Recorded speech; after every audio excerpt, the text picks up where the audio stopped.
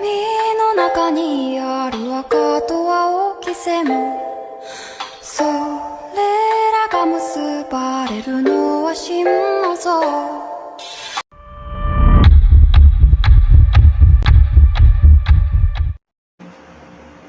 We decided to choose this article due to its pressing relevance and paramount significance.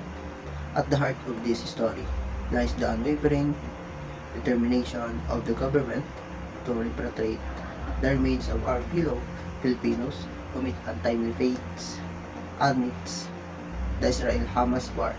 Through meticulous coordination with the international authorities and diplomatic channel, the Filipino community voice resonate in their relentless pursuit of bringing loved ones back home.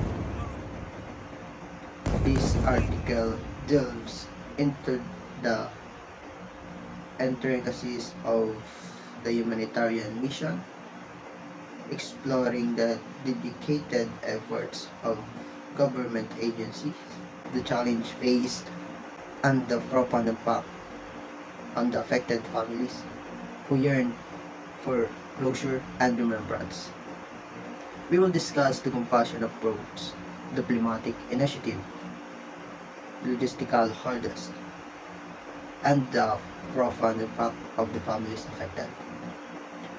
Join us in uncovering the compassion and resolve that lie at the core of this critical operation. The government emerged not only a negotiator or treatise, but is bearer of empathy. Their commitment to repudiate those laws and the echoes of conflict is the poignant melody, harmonizing compassion with diplomacy. Each returned soul become as testament to the resilience of a nation that, even in the face of global strife, extends a compassionate hand to bring its people home.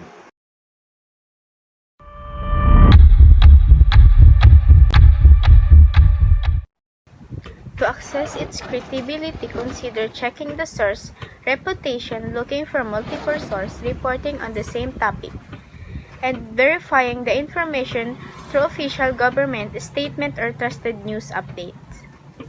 The Israel-Palestine conflict has been ongoing for many decades, and there have been numerous wars, conflicts, and incidents throughout its history.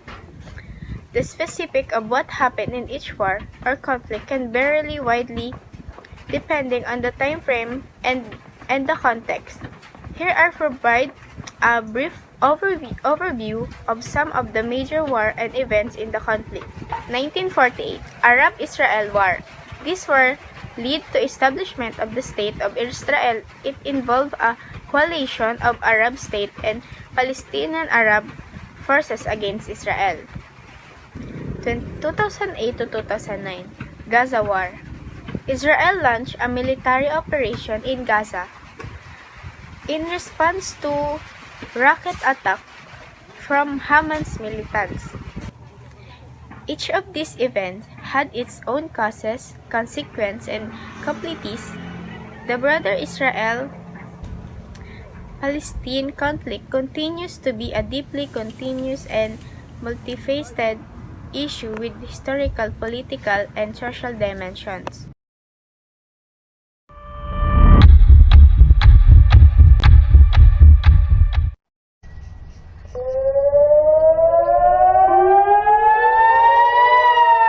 Regarding the use of facts and data, it is evident that the report utilized verifiable information to present a factual account of what happened. The article provided details about how and where the worker was killed, his nationality, age, and background as a migrant laborer from the Philippines. It is also presented statement from authorities confirming that the foreign workers had been affected by the conflict. These objective pieces of information help establish credibility for readers seeking to understand more about this event. In terms of sources used within the article, it offers the most were official or authoritative figures such as government official or spokespeople from relevant organizations like Migrant Forum Asia, group which advocates responsible migration policies in Asia Pacific region. Using official sources can help lend additional legitimacy to newsworthy events. Regarding potential biases or omission within the piece, the news coverage displays sympathy towards civilians caught up in conflicts. This may have resulted in some level bias toward portrayal for Israel's role in mistreating Palestinians whose many rights have been suppressed since 1948, but otherwise there's a fair little evidence detected any parts omitted intentionally from this article. Overall, however, my impression after reading through various media outlets including CNN, International, BBC News, World Service, and local Philippine-based publication covering related issue indicates no major discrepancies found reported on this incident so far, inconsistent with initial reporting regarding exact circumstances leading that injury described above. Nakapangingilabot ang karahasang nangyayari sa bansang Israel sa lawak at tindi ng pinsala, nadamay at nasawi pa ang ilang mga Pilipino na naninirahan doon, maging ang iba pang mga dayuhan. Bakit nga ba may mga giyera sa Israel at paano ito nagsimula? Lupa at teritoryo, ito ang tunay na pinag-aawayan at pinag-aagawan ng Palestino at Israel. Maraming mga aspekto na nais patunayan ang dalawang bansa. Ang naratibo ng Palestino ay kanila ang lupa na kasalukuyan nilang binubomba. Sinabi naman ng mga Israeli na kanila ang lupang iyon na tinirahan naman ng mga Palestino. Ngayon ay kasalukuyan parang binubomba ng Hamas Group ang Israel. Ano ang Hamas at paano ito ihambing laban sa mga Palestinian Party? Ang Hamas ay isang Arabic acronym o mas tinatawag na Islamic Resistance Movement. Ang Hamas ay isang militanteng partidong pampulitika ng Islam at organisasyon ng lipunan na may sariling pakpak ng militar. Ang Hamas ay itinuturing na teroristang organisasyon ng Estados Unidos, European Union at Israel. Mula taong 2000, ang Hamas ay nauugnay sa higit sa 400 na pag-atake, kabilang ang higit sa 50 pagbomba na pagkakamatay ng ang Hamas ay lumikha ng mga pag-atake sa mga bansa o teritoryo na kanilang naisakupin. Nabuo ang Hamas na grupo noong Disyembre 1987 sa Gaza bilang isang militanteng pakpak ng Muslim sa kapatiran kilusang Islamist na nakabatay sa Ehipto na nilikha ni Ahmad Yassin. Naging kontrolado ng militanteng grupo ang Gaza Strip mula na mag-take over ito roon noong 2007. Nitong October 7, 2023, naglunsad ng biglang pag-atake sa Israel ang grupong Hamas at nagsagawa naman ng counter-attack ang Israel.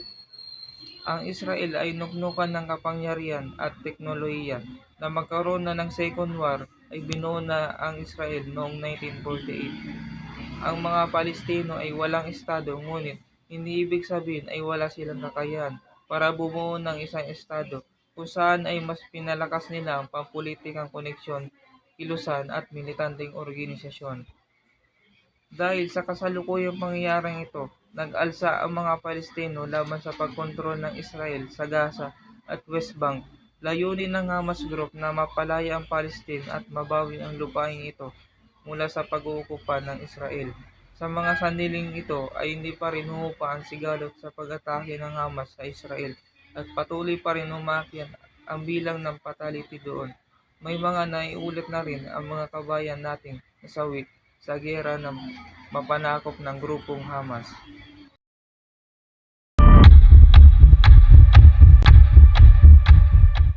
Article about the government's effort to bring home the remains of Filipinos killed in the Israel-Hamas war can potentially influence opinions and action in several ways. Humanitarian concerns. These news can evoke strong emotions and empathy for the victims and their families, especially if their stories and hardship are highlighted.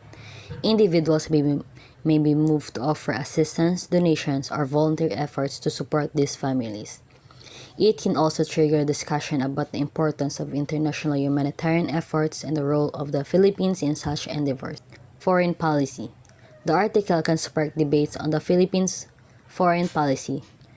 Some may question the government's involvement or stance in international conflicts, which could lead to increased scrutiny and discussion about the country's diplomatic approach in the Middle East and other conflict zones. Domestic politics. Depending on the timing in this news, it might impact the public's perceptions of the government's effectiveness in handling international crises. This could influence approval ratings and potentially shape the political landscape, especially if the public believes the government is not doing enough to support and the affected family. Calls for peace. This article can serve as a reminder of the human toll of armed conflict and may lead to calls for peaceful resolution to international disputes. It could motivate advocacy groups, NGOs, and individuals to promote peace initiatives and raise awareness about the devastating consequence of the war. Action and support. Civil society and support. Civil society, religious organizations, and community groups may rally to offer support to the affected families. This could include fundraising campaigns, sending aid to those in need, and advocating for stronger government action in interpretation efforts. It may also lead to discussion in improving the country's preparedness and response in similar situations in the future. The impact of the article will vary depending on the public's awareness, their sentiment towards the issue, and the government's effectiveness in addressing the situation. Additionally, media coverage and follow-up reports will play in a role how opinions and action evolve over time.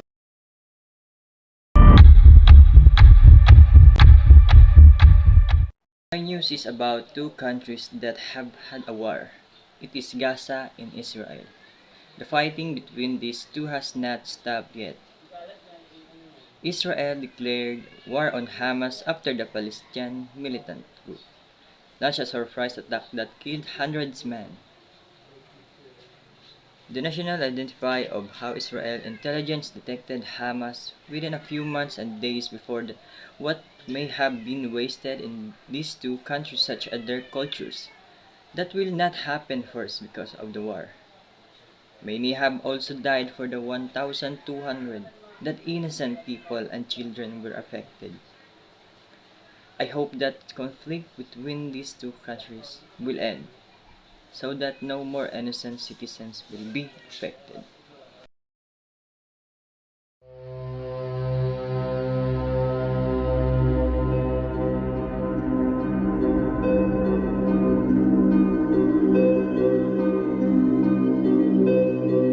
Raise your weapons, sing a song. War is here, we waited so long. Prepare, my brothers, battle will come.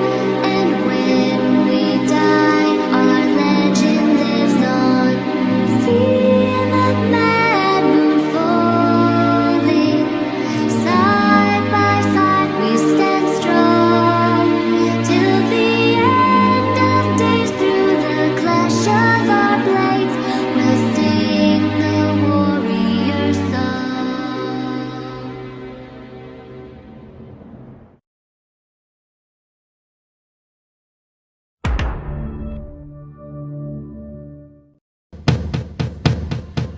Give me a second, I need to get my story straight. My friends are in the bathroom getting higher than the Empire State. My lover, she is waiting for me just across the bar. My seat's been taken by some sunglasses, asking about a scar. And I know I gave it to you months ago.